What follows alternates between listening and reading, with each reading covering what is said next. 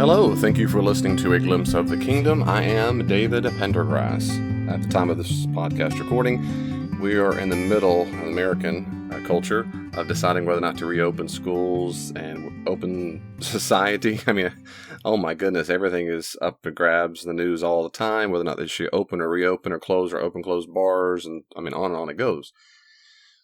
Something that always interests me, this podcast might make you mad because of this, and that's fine if it makes you mad. I guess you don't like my podcast in general because I'm pretty nerdy. I like to analyze because I do it all the time naturally, so therefore I try to like it. When people talk about things, when they talk about anything at all, I listen very carefully, very, very carefully, and I just like to analyze where they're coming from and the reasoning for things. And that's not an aspect of judging, it's an aspect of discernment, so I'll just like to listen. One of the things I listen to when it comes to people debating whether or not we should reopen things is how they talk about oughts and ought not and should not. There's a lot of assumptions being made in the media and in normal conversation with people. And you can listen, if you listen carefully, it demonstrates a whole lot about ethics. And since most people in my experience have no basic understanding of introduction to ethics and how ethics works, they don't realize what they're saying. Well, it's false. It's gibberish. They just don't know it. And so what I thought in this podcast, just very briefly, is explore some of the options I'm talking about and what some of the things that come up, and maybe explore some of the options of what to do when we discuss any kind of issue when it comes to ethics, an ethical issue. And of course, whether or not one ought to reopen restaurants or whether or not we ought to have students go back to school, when you use the word ought and ought not, you bring up an ethical issue. Just the other day, my wife was talking to some people. This is fairly common. I mean, it's just very common. They were talking about different things about whether or not they should tear down statues, and people ought to do this, or that's good or bad to do that, whether ought to be rioting, or on and on it went. And some of them were saying they're in the fence. They understand people's frustration. They understand these things, but when it comes to the virus and so forth, the school, that's different. That's just science. That's just science. And they said it just like, that's just science. And people say that very often. That's just science. They move on with life. And what's striking to me is how much that demonstrates a lot about a person's ethical worldview, but it's very common. And it's very common for Christians to speak this way. Well, that's very problematic when you say things like, that's just science, and then say we ought to do this because the science says blank. Let me explore that. So there's at least three different things I want to explore. One is, when someone says things like, that's just science, and it sounds like it just settles the issue, that is a branch, it's a demonstration of something we say loosely called scientism. Scientism is a kind of a version of an old philosophical, a legit, formal, logical system called logical positivism. Back in the 1920s, started in Vienna, and it morphed into different things. But in general, at kind of the root of all logical positivism is something called the verification principle. That is to say, something cannot be verified to be meaningful if there's not empirical, i.e. scientific evidence. Well, I don't know how this became a system that was very popular for a while. I guess because science just becomes popular because it has advancements, but immediately philosophically, logically, that's nonsense. You know right away, because the statement, the only things that are meaningful or can be demonstrated to be, well, again, demonstrating to have meaning behind them are things that are verified empirically, is itself not able to be verified empirically. That statement is not verified. It's a philosophical statement that is independent of science. All philosophical statements are independent. That's the philosophy. It's not the claims of science or materialism. But nevertheless, it had its heyday for a little bit, then died off because people just kept saying this over and over. The responders said this is nonsense. You can't have a verification principle in everything because the principle itself isn't verifiable. And there's all kinds of other problems. Well, in modern times, a lot of times people who are atheists and agnostics and skeptics who are very loud in the media, and some are not that loud, but also it creeps. I'm more interested in the Christians, because Christians have crept. I hear this creeping up in church conversations. I think more and more lately. Maybe it's just my experience. Maybe it's been around all the time, and it's something we have a kind of a watered down version of that logical positivism called scientism. Scientism is like logical positivism. It's just not as forceful. It's like scientism it's like when someone says what they said, which is, well, that's just science. Scientism is basically the belief that the only real truth worth knowing is discovered by the scientific method. So they might not go hardcore and say nothing can be known or there is no meaning in statement whatsoever if it's not verified. A weaker form of scientism just says, kind of wink wink, yeah, but science really is the final arbiter of all truth. You cannot buck science. It's the final arbiter of truth. Everything else isn't knowledge. It's not based on truth. It's science. Everything else is subjective. It's all relative. And that's a long story. I've talked about it in some of my podcasts. It's in my book. And you can read all kinds of books on this subject. But right now, I'm not trying to get into a long history of that. I'm just reflecting. My first major point is this. When you listen carefully to people, listen carefully how they talk about science. So when you hear people say things like that, well, that's just science, and it's full stop, and the conversation's got to change. Everybody go, oh, that's true, yep, and they start nodding. That is blatant, demonstrable scientism. The belief that if there's a scientific conclusion, it settles everything. Now, that's very problematic for multiple reasons. And I'll give you a few, but the one most relevant right now is science does not tell us what is ethical. Science does not tell us what is ethical. Everybody but people who are in scientism, everyone else understands this. People go to school, they're physicians, and they take bioethics. I took a class on that in my undergrad and my master's too, and so you have classes that talk about ethics. It's not about cardiology or how the brain works. It's about ethical situations and how to make decisions, ethical decisions, once you learn what the science is. Because science itself is not ethical. People are ethical or unethical. Science is nothing but data that humans use. So the first major problem with someone saying that it's just science is, it demonstrates they've bought in to a form of scientism. If you are a Christian, and that hits close to home, for you, I strongly encourage you to think critically about your views.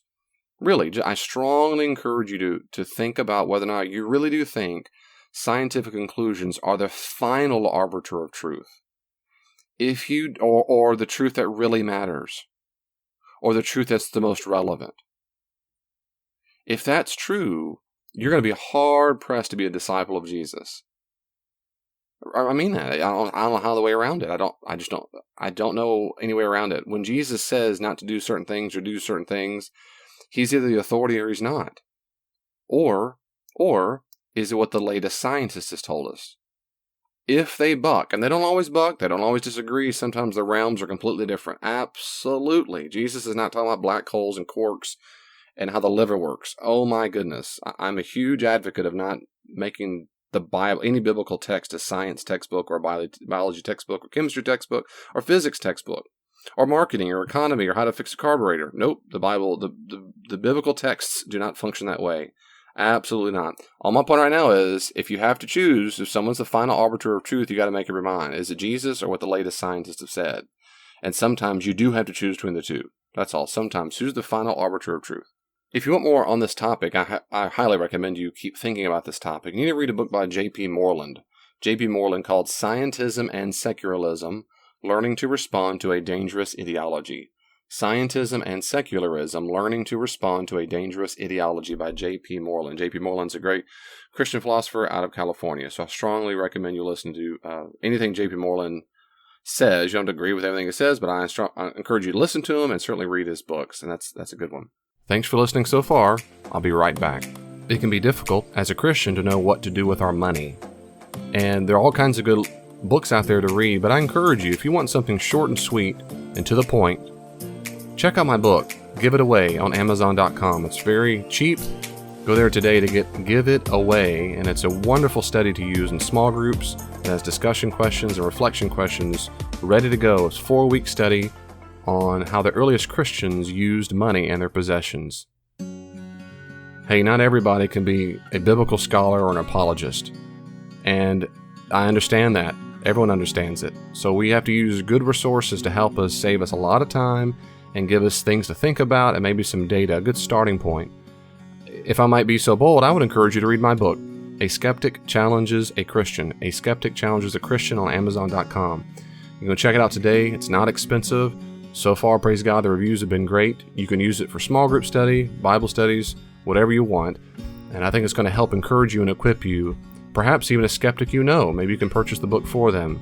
It's in multiple formats. You can listen to the book, Kindle, paperback, whatever it might be. I think it'll bless you. It would help me a whole lot. If you like these podcasts, let people know about it. Just share the link. Just share the link. What would Jesus do? He would share the link. That's what I think. I think he would do that.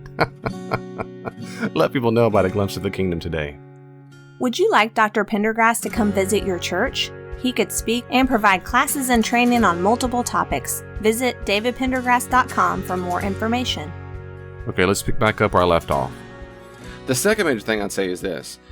You can't, like I said before, you can't make an ethical decision based on what occurs in science. Now, there's two different logical problems, and they're related, but they're not exactly the same. Now, a logical problem, we call these a fallacy. A fallacy is when a person makes an argument, but it doesn't work. It becomes invalid. And there are two different kinds of fallacies that people commit all the time. And this virus issue manifests it all the time when people don't know what they're talking about. They say things all the time that demonstrate this kind of stuff like, well, the science says, therefore. You cannot do that. There's a guy named David Hume, who was a well-known philosopher a couple hundred years ago, and he was a Scottish philosopher. He had various fancy ways to say it, but the bottom line is we come down to what's called the is-ought fallacy. An is-ought fallacy. You cannot get an ought from an is. You cannot get an ought from an is. You cannot do it. You cannot do it.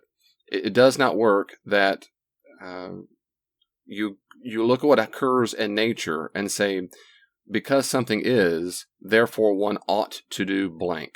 If a tree falls down and is in this direction facing the earth, you don't conclude from that something I ought to do. If I said it's a fact, scientific fact, that eating too much sugar causes obesity, therefore one ought not eat too much sugar, that does not logically follow. That is a fallacy. You cannot get what occurs in nature and then say there's an ethical decision that comes from that. Cannot do that. It does not work. It's a fallacy. People have noticed that, again, for a couple hundred years. But people make it all the time in normal conversations. They make it on the news. Preachers make this. So if you're a Christian, my second major point is please listen very carefully to the words that come out of your mouth. And if you think science tells you what you ought to do or what rational conclusions what you ought to do, you're committing the is-ought fallacy. It doesn't work that way. The third thing I'd say is it also sounds like, it's not exactly the same, but it's similar to what sometimes they're put together, but it's not exactly the same. And that is called the naturalistic fallacy. Naturalistic fallacy, there's a philosopher named G.E. Moore who talked about this, and that's when you have arguments that you say something is natural, or it's satisfying, or healthy, or pleasant. Therefore, you ought to do it. So here's a common one people use. Breastfeeding is the natural way to feed children. Therefore, mothers ought to breastfeed their children and ought not to use baby formula. That is because it's unnatural. That's a fallacy. It's a fallacy. People act against nature all the time, and those things are ethical. It goes against nature to give some ibuprofen when your head hurts, because ibuprofen doesn't occur in the body, but you still take it. You're being very unnatural, and you still do it.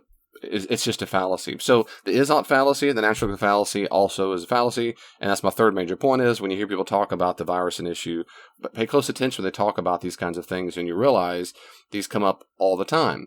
Now, what are some options? What do we do about that? Well, there's different things you can do. Make fun of people as much as possible when they do it. Laugh at them a lot. Of course not. If you don't listen to my podcast, I'm just joking. It's just a bad joke. Just a joke. One is, I'm just trying to encourage you, Christian. Seriously, I'm encouraging you. David, I don't know all the fallacies. I don't know every single fallacy either. Okay, that's fine. But now you know this one, right? Or these two, and you can listen to, or maybe the first one wasn't a fallacy, but it's a very common problem. Well, I encourage you to just be self-reflective for a second.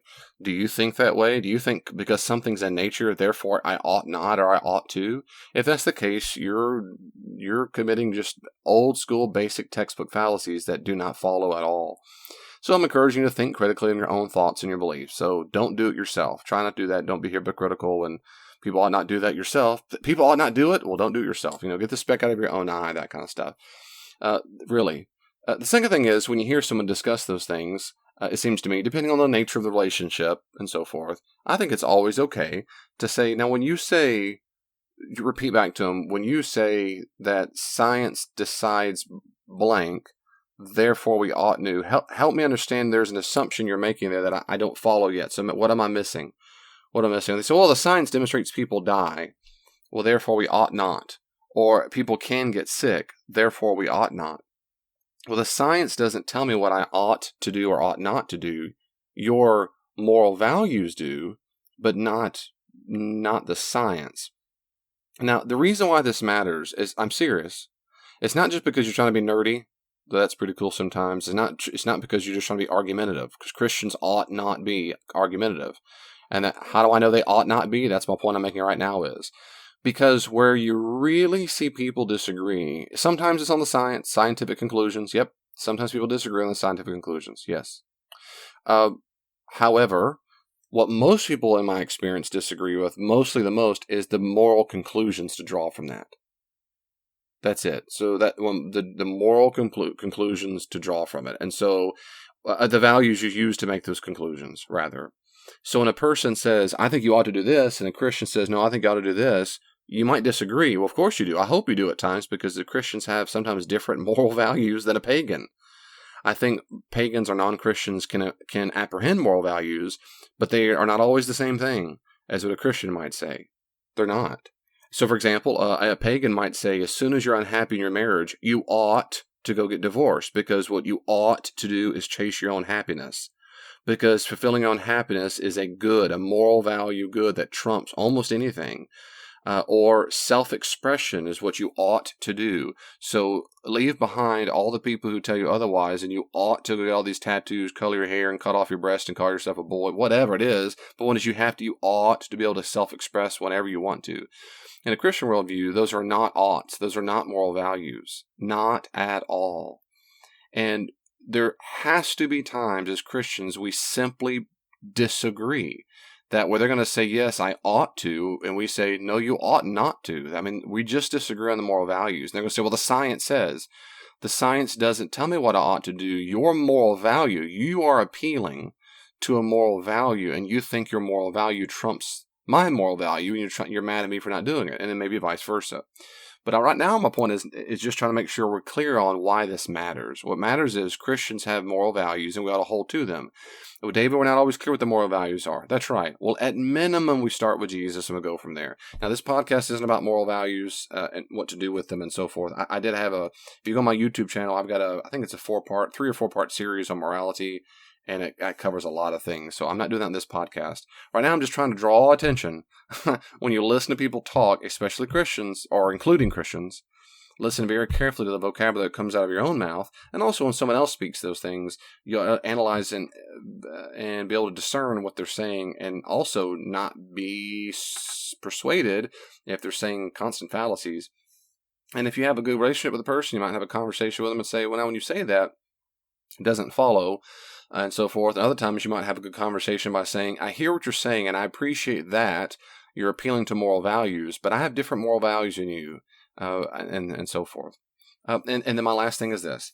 One of the signs as well that one of the things that's going on that is manifested in this whole virus and school issue is when you have competing moral values.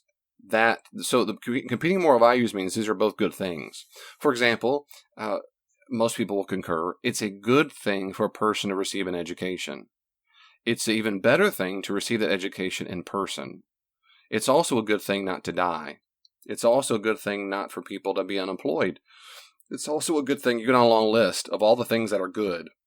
The problem is when you have a lot of things that are good, and you have a moral quandary, or a situation where you need to make a moral conclusion, how do you know which good should be the highest good? Now, I talk about this in I study on my YouTube channel. People who are ethicists come at it different ways and come to conclusions in different ways. My only point right now is it's one of the signs in these conversations that people are right in the middle of what's called a moral quandary. There are good things. There are moral values that normal, healthy, rational, moral people want to uphold, and that's why there's real confusion. And in those situations, we need people who have studied ethics to help us through the quandary. But secondly, I would say, just to encourage you, is sometimes you can't find a choice where there's only one right thing to do. And sometimes people particularly have anxiety disorders or anxiety problems, and perfectionists particularly. You might find yourself in constant anxiety because the government or Trump or your favorite Democrat or comedian or whoever it is, or your actor and actress, whoever it is you look up to for your moral guidance, if they're not telling you what to do, or they're telling you but they all disagree and the news just disagrees and no one's going to decide, that might be very, very difficult for you because you want a right answer and there must be some other wrong answers. Now, some people already see it that way. Their view is just the view and everyone else is just simply wrong. But for other people, that's not their problem. The problem is they feel the weight of this moral quandary and say, look, there are a lot of moral values we're trying to uphold, but we can't get them all upheld. We're going to have to make a decision, which means at some level, we're going to have to say no to some good things and try to say yes to the better thing or the best thing. And I'm not going to, and I have an exact solution for how that should be in America, but I'm not going to tell you. I'm just kidding. I don't, I'm not ending on politics. I'm just, on my suggested policy, I'm just trying to have a good reflection on ethics, do what we can. And thank you so much for listening to this Nerd Talk, and I hope that this was worth your time. God bless you. Let me know if you have any questions or comments. Reach out to me on Twitter or my email. See you soon. Well, the conversation isn't finished. You can always reach out to me on social media. Are you on Facebook? I am too. At Glimpse of the Kingdom. Glimpse of the Kingdom on Facebook. Be sure to like it and you can see updates there. Also, if you're on Twitter, check me out at Dr. D. Pendergrass, at Dr. D. Pendergrass, or at Glimpse the King, at Glimpse the King. And I try my best to respond to comments and questions on there as quickly as I can. If you want more, there are many more resources on the podcast and my blog. Go to my website, davidpendergrass.com, davidpendergrass.com, and you can see a full list of the podcast, and my blog is available for free. Are you active in a church right now? I'd be happy to come out to your church and do all kinds of classes and workshops there. Check out davidpendergrass.com, davidpendergrass.com for more information. And may God in His great grace give you even just a glimpse of His kingdom this week. See you next time.